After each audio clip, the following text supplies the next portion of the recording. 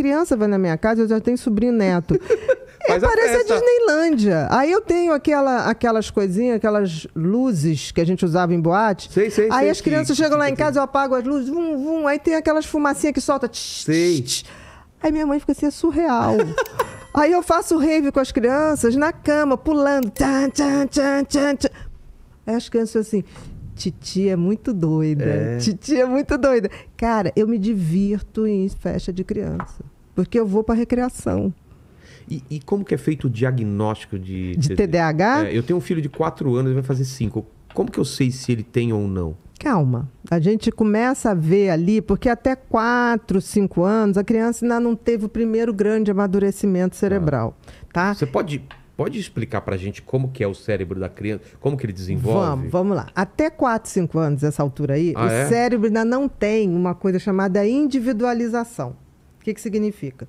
Para o teu filho, ele ainda é você, a mãe, a avó, a babá, todo mundo que ele convive. Assim? Ele não se sente um ser único. Eu queria entender isso, porque parece mesmo isso. Mas é isso. Por exemplo, se você estiver fazendo cocô, e teu filho atende o telefone. Hoje não, porque não tem mais telefone fixo. Mas vamos supor que ele atende o teu celular. Tá tocando, ele atende. Aí fala assim, eu queria falar com o Vilela, tá. Ele não pode. Por quê? Tá fazendo cocô. Papai tá fazendo cocô. Isso. Por quê? Porque pra criança, o que ele vê, todo mundo vê. Ele é o grupo. Ele não entende... Que ele é ele. Indivíduo. O cérebro dele ainda não teve o primeiro grande amadurecimento. Mas ele já tem vontade própria. Eu quero fazer isso. Sim, eu quero assistir aquilo. Ele está começando a formar essa identidade. Sabe quando ele vai descobrir que ele é ele? Quando ele começar a mentir e perceber que vocês não notaram. Ele não mente, ele não consegue ainda. Mentir. O dia que ele falar assim, você chegasse... Como é o nome do teu filho? Noah. Noah. Você pegou uma... Acabou com isso aqui. Só tinha ele. Você pegou... Não. Quem foi? Foi a Maria. Aí você, putz, eu tenho que falar com a Maria, que se ela quiser, eu vou comprar um pote, eu dou pra ela. Não precisa fazer isso. Você sai, ele vai fazer assim. Por que ele não faz isso ainda? Porque ele ainda... Ele acha que eu vou descobrir... Porque ele acha que o que ele pensa, você vê, a mãe vê. Ele ainda não tem individualização. Que legal. É lindo. Por isso que eu digo que quem tem filho, você tem que aproveitar porque você é o mundo dele. Por isso que uma separação nessa fase é terrível de pai e mãe.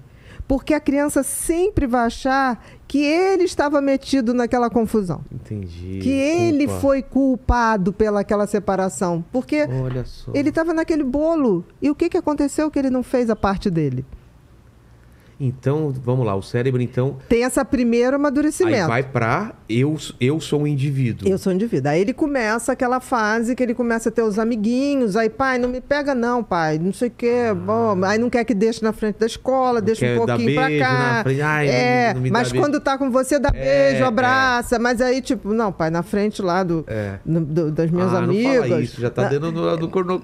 Não, calma, ele... Ai, chegar nessa fase, meu Deus. Aí vai para a adolescência, que é aquela hora que... É separação total. Porque precisa. Porque olha só, faz parte o cérebro ali, ele vai se preparar para ser adulto. Então ele tem que desconectar daquilo que até então era o mundo dele. Entendi. É horrível. Porque ele vai para o grupo. E aí é nessa hora que tudo que o pai e a mãe falar tá errado.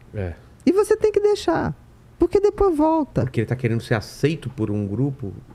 Porque ele precisa validar que ele pertence a algum grupo. Entendi. A questão é que hoje nós temos grupos muito nefastos. Isso que é o grande problema, né? Perigo, né? Então, o grande barato, eu falo para os pais, seleciona um grupo bacana para o teu filho, traz na tua casa, vê quem são os bacanas, exato, né? Traga mais. Né? Porque hoje as crianças são levadas para uma festa, os pais deixam lá, pegam 3 horas depois. Antigamente a gente ia para a festa, levava as crianças, ficava vendo. Aí a gente via qual era o coleguinha que mandava melhor, né? Que tipo assim, era cuidadoso com a outra criança. A gente hoje desconectou disso, né? Então, assim, para você dizer que uma criança tem TDAH, aí nesse primeiro grau de amadurecimento, você tem que ver uma inquietação maior. Ele fala numa velocidade que você entende porque você é teu filho. Mas se alguém for falar, não entende nada do que ele está falando. É porque durante muito tempo você sabe se ele quer água. Você sabe tudo. Agora, ele vai falar com alguém, ele vai pulando as palavras e a mãe sabe, todo mundo sabe. Mas o coleguinha fala assim, não entendi nada que você falou.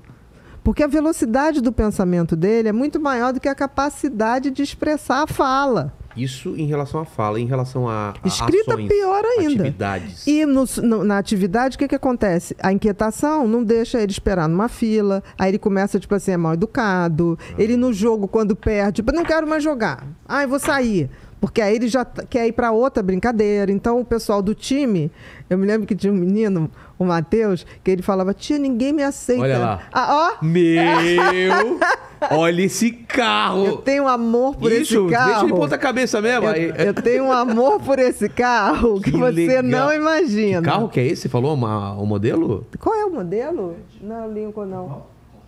Corvette. 59, se eu não me engano. 1959. Cara.